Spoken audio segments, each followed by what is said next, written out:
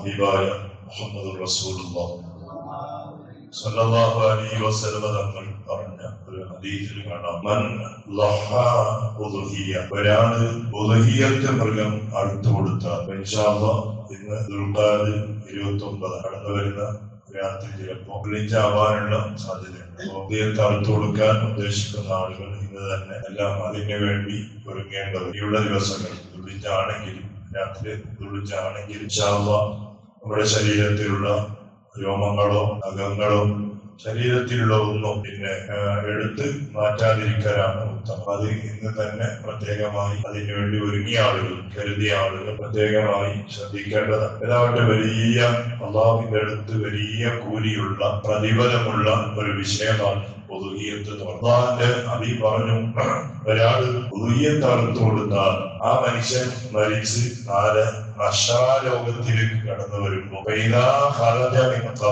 ആ ഉദ്ഹിയത്ത് അറുത്ത മനുഷ്യൻ അവരിൽ നിന്ന് എണിച്ചു വരുമ്പോ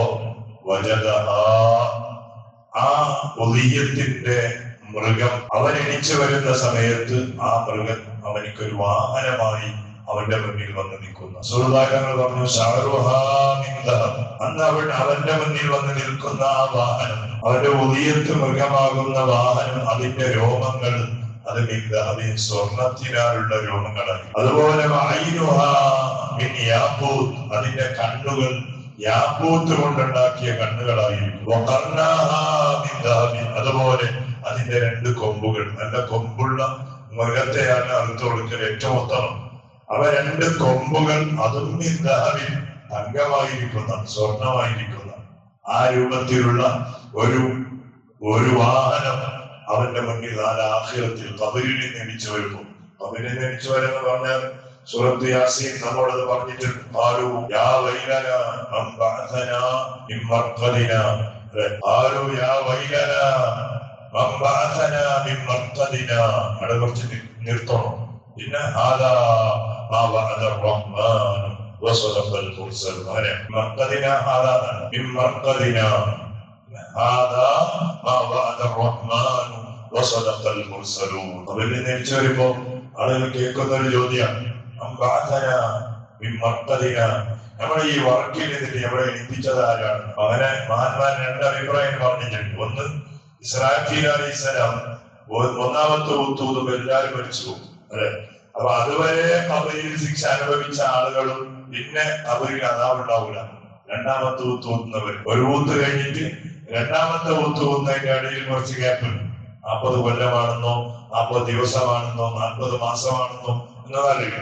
40 റസൂൽ പറഞ്ഞിട്ടുണ്ട്. 40 അതിൽ 40 കൊല്ലം എന്ന് പറഞ്ഞ ആളുകളുണ്ട്, 40 ദിവസം എന്ന് പറഞ്ഞ ആളുകളുണ്ട്, 40 മാസം എന്ന് പറഞ്ഞ ആളുകളുണ്ട്. ഏതോ അർത്ഥം. അപ്പൊ അതിന്റെ ഇടയിലുള്ള ഈ വാക്കുണ്ടല്ലോ, അത് ഭയങ്കര വാക്കാണ്, എല്ലാവർക്കും വാക്കാണ്. അപ്പൊ ആ ആളുകൾ അപ്പയാണ് ചോദിക്കുന്നത്, നമ്മൾ ഈ വാക്കിൽ നിന്ന് എണിപ്പിച്ച ആളുകൾ ആരാണ്? മറ്റൊരഭിപ്രായം പറയുന്നത്, ഇനി വരാൻ പോകുന്ന ആ സിറ്റുവേഷൻ ഉണ്ടല്ല, ഇതുവരെ അനുഭവിച്ചതിനേക്കാളും വലിയ പ്രയാസം പിടിച്ചതാണ്. അപ്പൊ പ്രയാസം പിടിച്ചതാകുമ്പോ മുമ്പത്തേനേക്കാളും ഇനി വരുന്നതിനേക്കാളും കഴിഞ്ഞത് ബെറ്ററാണെന്ന് പറഞ്ഞിട്ട് അങ്ങനെ ആളുകൾ പറയുന്നുണ്ട്. പണ്ടത്തെ ഉമ്മമാർ പറഞ്ഞോണ്ടേ പണ്ട്, നരകത്തിൽ നിന്നിട്ട് ഒരു മനുഷ്യനെ ദുനിയാവിൽ നടത്തുന്ന അടുപ്പിലിട്ടാല് ഓരോ പതുത്തുവർക്കവും ഇങ്ങനെ ഓടിയിട്ട് കിടക്കുന്നതാണ് ദുനിയാവിന്റെ അടുപ്പിൽ. കാരണം അതിനേക്കാൾ ബന്ധരോ അനുഭവിച്ചു, അതിനേക്കാൾ ബന്ധര നരകത്തിന്റെ തീ അനുഭവിച്ചു വന്ന ആൾക്ക് ദുനിയാവിന്റെ അടുപ്പ് പ്രശ്നമാവും. അതുപോലെ കാരണം ഇതുവരെ കഴിഞ്ഞതല്ല, ഇനി വരുന്നതിനേക്കാൾ വലുതായതുകൊണ്ട് അപ്പൊ ആളുകൾ പറഞ്ഞു പോകുന്നതാണ്, നമ്മൾ ഈ വർക്കിനെതിരെ എണിപ്പിച്ച ആരാണ്? അപ്പൊ ഭയങ്കരമായ ഒരു പ്രതിസന്ധി ഘട്ടത്തിലേക്ക് കടന്നു പോകുമ്പോ ആ മനുഷ്യന്റെ മുന്നിൽ അവൻ അറുത്ത വാഹനം അവന്റെ മുന്നിൽ വന്നിരിക്കുന്നു. അള്ളാന്റെ കുതിരത്തിന് വലുതൊന്നല്ല, അല്ലെ? അപ്പോ ഈ എണിച്ച മനുഷ്യൻ ആ മൃഗത്തിനോട് ചോദിക്കുന്ന, നീ ആരാണ് ചോദിക്കും, നീ ആരാണ്? അപ്പോ ആ മൃഗം മനുഷ്യരോട് മറുപടി പറയും, ഞാൻ ആരെന്നറിയോ?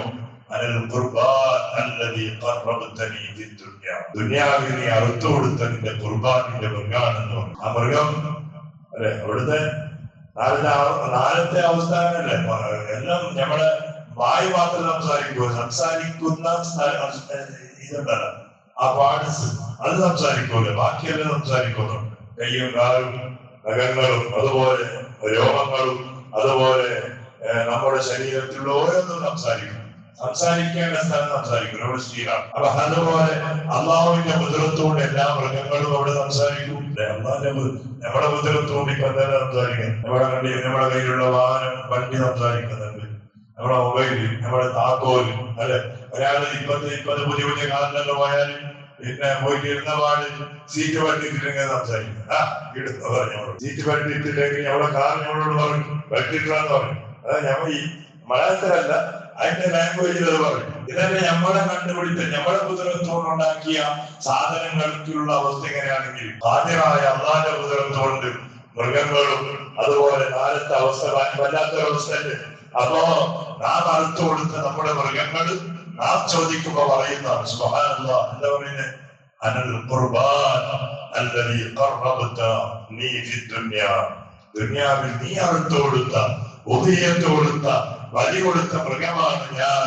അതുകൊണ്ട് എന്നെ നിങ്ങൾ ഉപയോഗിച്ചോളൂ. നിങ്ങള് കുടത്തിലാണ് ഞങ്ങൾ അല്ലാഹു തആല ഇവിടെ ഉണ്ടാക്കിയത് എന്ന് നമ്മുടെ മൃഗങ്ങൾ പറയുന്നു. അപ്പൊ നാളെ ആഖിറത്തിലെത്തുമ്പോ നമ്മളെ കൈപിടിക്കുന്ന വലിയ ഒരു മുന്തിയ വൈക്കലായി, ഒരു മൃഗമായി, ഒരു വാഹനമായി നമ്മുടെ ഖുർബാൻ ഇവിടെ എത്തിപ്പെടുമെന്ന് സയ്യിദുനാ മുഹമ്മദ് റസൂലുള്ളാഹി സ്വല്ലല്ലാഹു അലൈഹി വസല്ലം ചെറിയ ഒരു അധ്വാനം കൊണ്ട് ആഖിറത്തിന് വലിയ ഒരു മുതലുണ്ടാക്കാൻ പറ്റുന്ന വലിയൊരു കാര്യമാണ് ഖുർബാൻ. ഒരുപാട് ഹദീസുകളിൽ ഇതിനെ കുറിച്ച് റസൂലുള്ളാഹി ഇതിന്റെ ബഹുമാനങ്ങൾ പഠിപ്പിച്ചിട്ടുണ്ട്. ഇൻഷാ അല്ലാഹ് നമുക്ക് നമ്മുടെ ജീവിതത്തിൽ ഒരിക്കലെങ്കിലും കൊടുക്കൽ മഹത്തരായ സുന്നത്താണ്. മഹത്തരായ നിർബന്ധമല്ല, ശക്തിയായ സുന്നത്താണ് ഉദയത്താണ് കൊടുക്കാന്ന് പറഞ്ഞത്. അങ്ങനെയാണ് അല്ലാഹു നമുക്ക് തൗഫീഖ് ചെയ്യട്ടെ. ഒരുപാട് കൊണ്ട് ഇൻഷാ അല്ലാഹ് ഈ കൊല്ലവും നമ്മുടെ കമ്മിറ്റിക്കാരനുള്ള ഒരു അവസരം നമുക്ക് ഒരുക്കി തരും എന്നാണ് വിചാരിക്കുന്നത്. എല്ലാ കൊല്ലവും മാഷാ അല്ലാഹ് ഒരുപാട് ആളുകൾക്ക് ചെറിയ പൈസ കൊണ്ട് ഉദയത്തിൽ പങ്കാളികളാകാനുള്ള ഒരവസരം ഇവിടുത്തെ മയ്യത്തിന്റെ കമ്മിറ്റി നടത്തി തന്നിട്ടുണ്ട്. അല്ലാഹു അവർക്ക് ബർക്കത്ത് ചെയ്യുമാറാകട്ടെ. ഇനിയും ഒരുപാട് കാലം അതുപോലെ ദീനിന്റെ നല്ല നല്ല പ്രവർത്തനങ്ങളുമായി നീങ്ങാനുള്ള ഹിമ്മത്തും അതുപോലെ അതിനുള്ള എല്ലാവിധ കുതിർത്തുകളും അല്ലാഹു നൽകട്ടെ. നമ്മുടെ കൂട്ടത്തിൽ ഒരുപാട് നാട്ടിൽ ഓരോരുത്തരും സ്വന്തമായി ഓരോ മൃഗങ്ങൾ അറുത്തു കൊടുക്കുന്ന എത്രയോ വീട്ടുകാരുണ്ട്, എത്രയോ സുഹൃത്തുക്കളുണ്ട്. അല്ലാഹുവേ, എല്ലാ കൊല്ലവും ഇടപെടാതെ കഴിവിന്റെ പരമാവധി അത് പിടിച്ചു നിൽക്കുന്ന ആളുകളുണ്ട്. ഉക്രമെ അവർ ചെയ്ത ആ പുണ്യകർമ്മങ്ങൾ മുഴുവൻ നീ കബൂലാക്കണേ അല്ലാഹ്, സ്വീകരിക്കണേ അല്ലാഹ്. ഇനിയും ആ പുണ്യകർമ്മം മരണം വരെ ഇടവിടാതെ ചെയ്യാൻ അല്ലാഹുവേ അവർക്ക് അതിന് വേണ്ട അവർക്ക് ഞങ്ങൾക്കും അതിന് വേണ്ട ഹലാലായ സമ്പാദ്യങ്ങളും സമ്പത്തുകളും നീ തുറന്നു തരണേ റഹ്മാനെ. നമ്മൾ ചെയ്യുന്ന ജോലി, കച്ചവടങ്ങൾ, നമ്മുടെ വാഹനങ്ങൾ, നമ്മുടെ വീടുകൾ, ഭാര്യ, മക്കൾ, അല്ലാഹ് നമ്മുടെ കയ്യിലുള്ള വാഹനങ്ങൾ, നമ്മുടെ കയ്യിലുള്ള മൃഗങ്ങൾ എല്ലാത്തിനും അല്ലാഹുവേ നിന്റെ പ്രത്യേകമായ കാവൽ നൽകണേ അല്ലാഹ്, നിന്റെ പ്രത്യേകമായ കാവൽ നൽകണേ അല്ലാഹ്. പടച്ചവനെ അല്ലാഹുവേ, പരിശുദ്ധമായ ഹജ്ജിന് വേണ്ടി ഒരുങ്ങിപ്പോയ ഹാജിമാർ നിന്റെ വിരുന്നുകാര ആഫിയത്ത് നിലനിർത്തണേ റഹ്മാനെ. ഒരു ബുദ്ധിമുട്ടും അല്ലാഹ് തിരിച്ചു വരുന്നത് വരെ അവർക്ക് നീ നൽകല്ലേ അല്ലാഹ്. ഇന്നത്തെ ദിവസം നമുക്ക് ഇവിടെ പറഞ്ഞു പോയി നമ്മുടെ സത്താർ സാഹിബ് അല്ലാഹുവേ, ഒരുപാട് ആളുകൾക്ക് പരിചയനാണ്. നമ്മുടെ ഈ സദസ്സിലുള്ള പലരുടെയും കുടുംബത്തിലുള്ള ആളുകൂടിയാണല്ലോ. സ്വർഗം നൽകണേ റഹ്മാനെ, സ്വർഗം നൽകണേ അല്ലാഹ്. പോയത് മുതൽ ഇന്ന് വരെ ചെയ്ത 2 ആഴ്ചയിലധികമായി പോയിട്ട് ഒരുപാട് ഉംറ ചെയ്തിട്ടുണ്ടാവും, ഒരുപാട് തർബിയത്ത് ചെല്ലിയിട്ടുണ്ടാവും, ഒരുപാട് ദിക്റുകൾ ചെല്ലിയിട്ടുണ്ടാവും. അല്ലാഹുവേ, ആ അമലുകൾ മുഴുവൻ അല്ലാഹുവേ ഹജ്ജ് ചെയ്തതിന്റെ കൂടി കിട്ടുന്ന അമലുകളായി നീ കബൂലാക്കണേ അല്ലാഹ്. റബ്ബേ, എല്ലാ രൂപത്തിലും പടച്ചവനെ നിന്റെ പ്രത്യേകമായ റഹ്മത്ത് മഗ്ഫിറത്ത് ആ സാധുവായ അടിമക്ക് അതുപോലെ നമ്മിൽ നിന്ന് മരിച്ചുപോയ എല്ലാവർക്കും നീ നൽകണേ റബ്ബേ. അദ്ദേഹത്തിന്റെ ഭാര്യ, അതുപോലെ ഞങ്ങൾ കൂടെ പോയവർ, നാട്ടിലുള്ള കുടുംബങ്ങൾ എല്ലാവർക്കും നീ സബർ നൽകണേ അല്ലാഹ്, സമാധാനം നൽകണേ അല്ലാഹ്. പെടുന്നതിനുള്ള മരണങ്ങളിൽ നിന്ന് സാധുക്കളായ ഞങ്ങളെയും ബന്ധപ്പെടുന്ന എല്ലാവരെയും നീ സലാമത്താക്കണേ അല്ലാഹ്. ബിഹഖി സയ്യിദിനാ മുഹമ്മദ് സ്വല്ലല്ലാഹു അലൈഹി വസല്ലം. حسبنا الله ونعم الوكيل، نعم المولى ونعم النصير. حسبنا الله ونعم الوكيل، نعم المولى ونعم النصير. حسبنا الله.